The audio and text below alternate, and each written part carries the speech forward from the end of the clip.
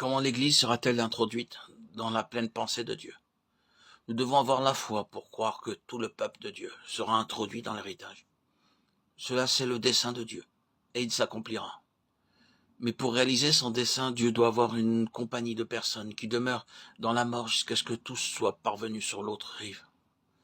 À cause de cette poignée de sacrificateurs qui portaient l'arche en demeurant sur la base de la mort, toute la nation d'Israël est passée sans encombre dans l'héritage. Mais qui voudra poser tout d'abord les pieds dans les eaux de la mort? Puissions-nous y demeurer joyeusement en refusant de sortir de cette position, jusqu'à ce que tout le peuple de Dieu ait atteint le pays de la promesse. Souvent, nous sommes tentés de répondre à l'appel de certaines portes ouvertes ou des grandes occasions. Pourrons-nous tenir ferme avec Dieu pour qu'il puisse introduire son peuple dans l'héritage? Expérimentons-nous le travail et les douleurs de l'enfantement, afin que les âmes soient introduites sur l'autre rive? Pour ceux qui ont traversé facilement le Jourdain, ce fleuve signifie bien peu de choses. Mais la pleine signification du Jourdain doit être l'expérience des sacrificateurs qui ont porté l'arche. Tout le peuple de Dieu traversera le Jourdain, mais Dieu recherche ces quelques-uns qui voudront porter l'arche et qui ne voudront pas uniquement passer dans l'héritage. Ils devront rester dans la mort en demeurant sur cette base pour le Seigneur jusqu'à ce que son dessein soit réalisé pour tout son peuple. Nous avons saisi le secret du dessein de Dieu pour cet âge, et nous pouvons désirer que la mort agisse profondément afin que, en demeurant sur la base de la mort, d'autres passent dans la vie. Nous sommes vivants, gloire à Dieu. Nous sommes des donneurs de vie? Si oui, cela nécessite une obéissance implicite, une foi forte et de la patience de la part de tels sacrificateurs.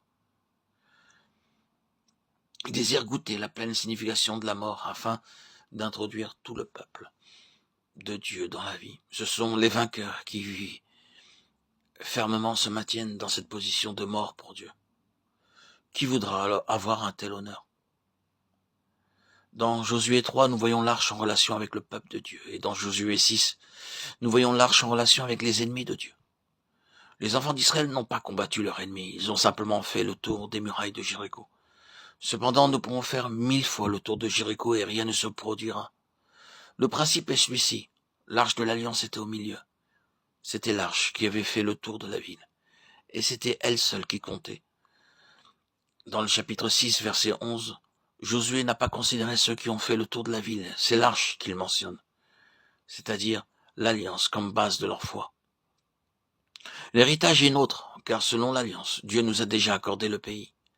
Ce n'est pas sur la base de ce que nous pouvons faire que nous rencontrons l'ennemi, mais sur la base de ce qu'il a fait.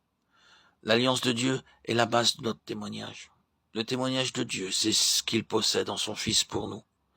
Nous faisons simplement voir cela aux gens et nous le présentons également à l'ennemi.